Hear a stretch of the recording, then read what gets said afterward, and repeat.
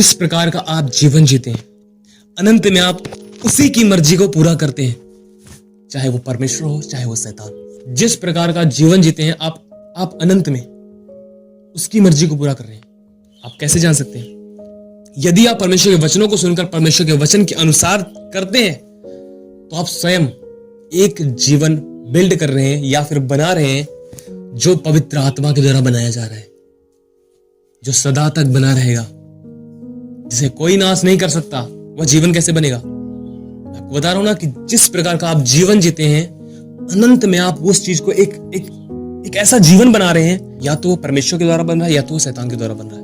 अनंत में उसी की मर्जी को आप पूरा करते हैं। अनंत में या तो परमेश्वर की मर्जी को पूरा कर रहे हैं या फिर शैतान की मर्जी को पूरा करें। जिस प्रकार का आप जीवन जी रहे हैं, ये आपको देखना है कि आप किस प्रकार का जीवन जी रहे हैं। और अनंत में एक व्यक्ति कुछ समय तक इस पृथ्वी पर है, कुछ पलों का जीवन है इस पृथ्वी के ऊपर। उसके बाद एक व्यक्ति या तो सदा का जीवन स्वर्ग में बिताएगा या तो सदा की मृत्यु उसको नरक में मिलेगी। एक व्यक्ति मरेगा नहीं, या तो हमेशा के लिए वो स्वर्ग में जीवित रहेगा या फिर हमेशा के लिए नरक में मरेगा वो हमेशा के लिए। और आपको ये देखना है कि जिस प्रकार का आप जीवन जी रहे हैं वही है जो अनंत में आप अपने लिए इकट्ठा कर रहे हैं, या फिर उसे धन कह सकते हैं, या फिर रेत पर आप बना रहे हैं कोई घर, या फिर आप चट्टान पर बना रहे हैं कोई घर। जिस प्रकार का आप जीवन जीते हैं यह बहुत महत्वपूर्ण। आप इसे ध्यान रखें हमेशा अपने जीवन में कि आप कैसा जीवन जी रहे हैं। अगर आप परमेश्वर के वचन को सुनकर परमेश्वर के वचन के अनुसार जीवन जी रहे हैं तो आप परमेश्वर के लिए, परमेश्वर के द्वारा, परमेश्वर के आत्मा के द्वारा एक जीवन को पैदा कर रहे हैं, एक जीवन को बिल्ड कर रहे हैं, बना रहे हैं, जिसे कोई भी मिटा नहीं सकता, जिसे कोई भी खत्म नहीं कर सकता। क्योंकि जो कुछ परमेश्वर के आत्मा के द्वारा बनाया गया है वो बहुत अद्भुत, सुंदर, सामर्थी और आनंदमय है। क्योंकि जो कुछ परमेश्वर का आत्मा करता है वो परमेश्वर में से होकर करता है, क्योंकि परमेश्वर की इच्छा के अनुसार ही वो करता है। और वह कभी नहीं गिराया जाएगा, वो कभी ढाया नहीं जाएगा। परमेश्वर के वचन के अनुसार जब आप चलकर कुछ करते हैं तो आप कुछ बना रहे हैं, बिल्ड कर रहे हैं परमेश्वर के आत्मा के द्वारा। आप कैसे कर सकते हैं? परमेश्वर के वचन को सुनकर। उसने कहा तुम चुगली ना करना, उसने कहा तुम बुराई ना करना, उसने कहा तुम अपने भाई को तुच्छ ना जानना, उसने कहा तुम धन के लोभी ना होना, उसने कहा तुम अपने आदर के लिए न मत जीना कि लोगों के बीच में आपका बड़ा नाम हो, आपकी इज्जत हो, आपका आदर हो। उसने कहा व्यभिचार में मत जीवन जीना। इन द न्यू टेस्टामेंट, नई वाचा में, एक व्यक्ति सिर्फ अपने मनों में, अपने हृदयों में किसी बहन के लिए, कोई बहन किसी भाई के लिए कुछ नेगेटिविटी सोचती रहती है, गलत बातें सोचता रहता है। मैं सच कहता हूं वह व्यभिचार करता है, खुदा का कलाम कहता है। और उसने कहा यह ना करना। उसने कहा और अपने परमेश्वर के साथ चलो। उसने आपको परमेश्वर के साथ चलने के लिए बोला है। हालेलुया। जो बातें उसने सिखाई है उन पर चलना और उनको मानना।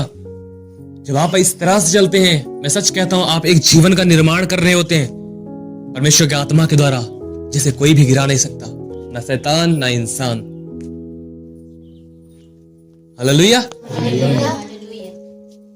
परंतु जब आप अपने शरीर के अनुसार चलते हैं, यानी कि अपनी शरीर की इच्छाओं को सुनकर अपनी शरीर की इच्छाओं के अनुसार आगे बढ़ते हैं, तब भी आप एक जीवन का निर्माण करते हैं। मैंने आपको पहले ही बताया था, जिस प्रकार का आप जीवन जीते हैं आप अनंत में उसी की मर्जी को पूरा करते हैं, परमेश्वर या शैतान। इसी तरह से अगर आप अपनी शरीर की इच्छाओं के अनुसार चलते हैं, शरीर की सुनकर चलते हैं, आप तब भी एक जीवन का निर्माण कर रहे हैं। और वह जीवन शैतान और उसकी दुष्ट आत्माओं के द्वारा बिल्ड होगा। वह जीवन शैतान और उसकी आत्माओं के द्वारा और आपकी इच्छा के अनुसार, क्योंकि आपने उसके अनुसार चलने के लिए फैसला किया है, उसी के अनुसार वह बिल्ड हो रहा है।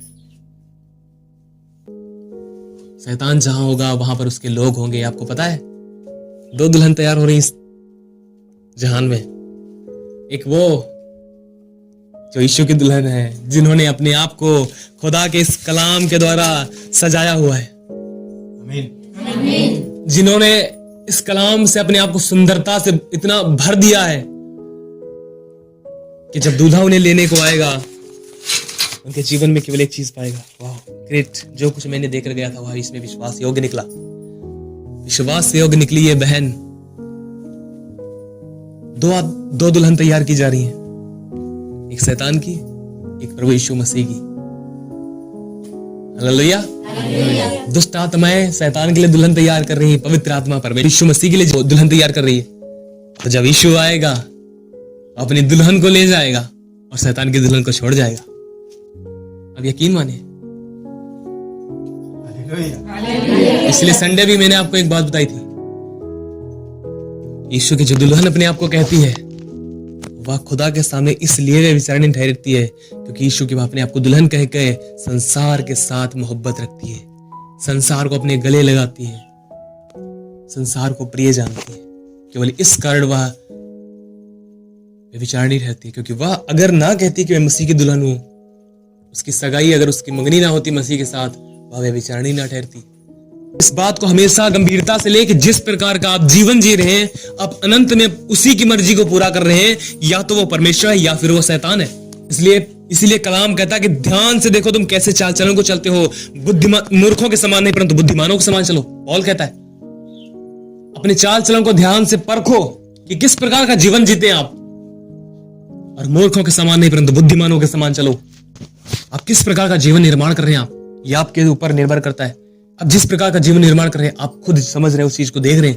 अगर आप मोहब्बत रखते हैं दुनियावी सीरियल मूवीज से, अगर आप प्यार करते हैं दुनियावी सॉन्ग तमाम प्रकार की नेगेटिविटी से, मैं नहीं जानता कि आप कहां पर जा रहे हैं, बट आप खुदा के साथ नहीं चल रहे। यीशु ने कहा जो मेरे साथ नहीं है वह बिखेरता है, जो मेरे साथ बटोरता नहीं वह बिखेरता है, जो मेरे साथ नहीं वह उसका बैरी है।